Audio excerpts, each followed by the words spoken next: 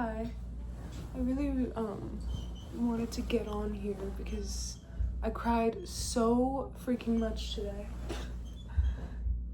I like this pillow better. But anyway, I feel like I've been like holding in my tears for way too long. I think I cried on Sunday, and like today's Tuesday, and I just called my mom and I talked to a good friend of mine and just like let out the floodgates. But I wanted to talk about a few things that have to do with emotional standpoints in my life, and maybe whoever's watching this can like relate to it if you're an artist or just an emotional person or have trouble expressing emotions. I don't know, I think there's so many factors to why I've been crying, and the main point of it all is being afraid of seeming ungrateful. I think I have gone into this energy of being afraid of being scared because obviously I'm very strong in my faith, and I always know that like all is well and like God always makes like a way for me. So I'm like, why would I be scared? Why should I be fearful? Why should I worry about what's coming next? Because like God's gonna provide, and all I have to do is show up and do my part. But lately I've been like a little scared, and one of the big things for me is I haven't been writing, and it's not because I don't really have anything to say, but it's just mostly because I don't feel inspired. I think a lot of change has happened in my life, and it's kind of hard to navigate things when you're constantly moving. I haven't been home in a fat minute, and I really miss home, and I miss my family and like my natural way of life. And that doesn't mean that I'm not ready for change and that I can't adapt. It's just, I don't know, that's just how I feel right now. And there's so many ideas that I have, but as soon as I get on my piano, it's like my fingers can't play, like I can't form anything. And it's been really frustrating because I'm like, I shouldn't have to be in a relationship to write about it. I shouldn't have to be scared to, send a demo over that's extremely raw. And that's literally what I've been like writing, like things about anxiety and things about how lucky I am in my friendships. And what's another song that I wrote just now? Oh, I was writing about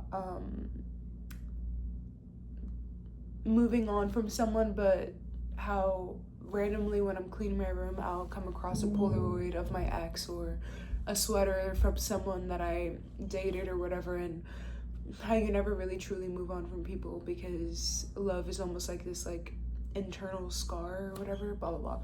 But I'm like, oh, like who wants to hear about that? Like I don't know, like I feel like I'm just being a little too hard on myself. And then I look at my social media, sometimes I think social media plays a big role in it, and I'm not ever insecure about posting or how I present myself because I love to do so many things and I love to pour myself into as many things as I can. But I wrote this quote today, and I'm sure someone's kind of said the same thing but just in a different way, about is it better to be untethered but never change, or is it better to be a shapeshifter and like constantly changing but stagnant in like one place? And for me, that's where I kind of feel like I am, because when I'm posting, I'm like, oh, I can model, oh, I can dance, sometimes I act, sometimes I sing all the time, I love to write, but it's like when people look at me, it's like, what the heck does this girl do? Like, what is her thing? What is she concrete in? And I don't know, like sometimes I hate saying this word, but I fear that it would be hard to find the right audience, I guess. Ugh, I don't want to cry. I feel like I'm gonna cry.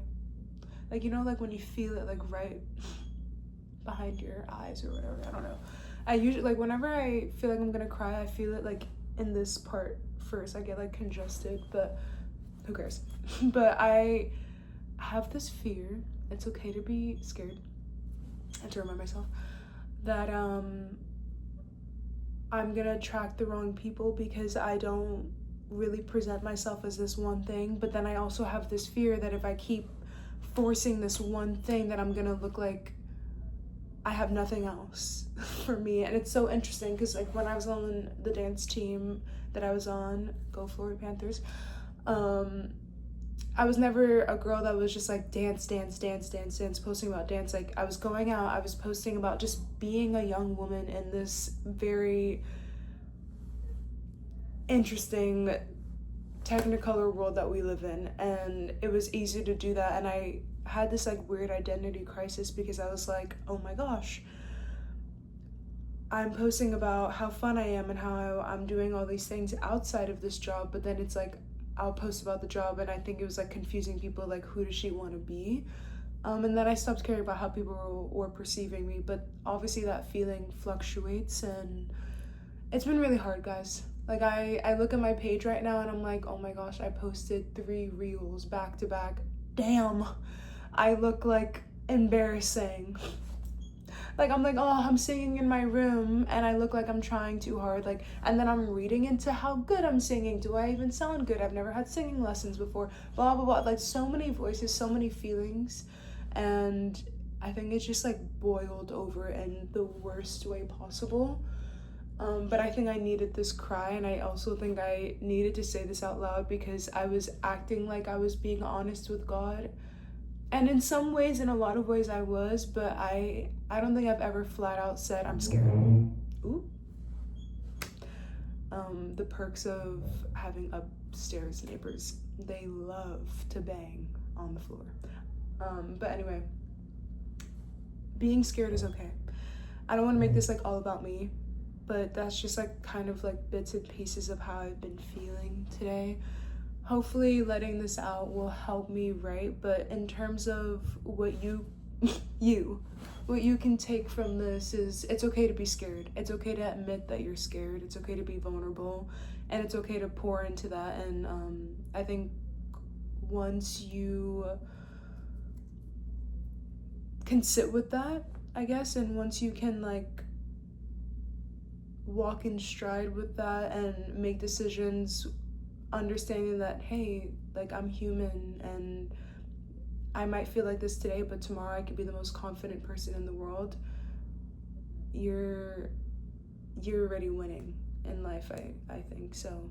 And I also have like a really good support system, and if you don't have that, like you have me, like come to my videos and like watch them, I guess. But yeah, that's just like how I've been feeling, and it's a really overwhelming feeling. So I just hope that anybody watching this that doesn't have like an outlet to let these feelings out, crying is definitely an option, but write it out, scream, get angry, like don't be afraid to feel. I think that's like really important, and it should not be a lost art.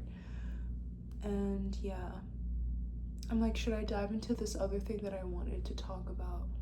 I'm putting this on YouTube. Every time that I do these videos, I'm like, I have to remind myself that I'm putting it on YouTube, and I'm like, digital footprint, damn it.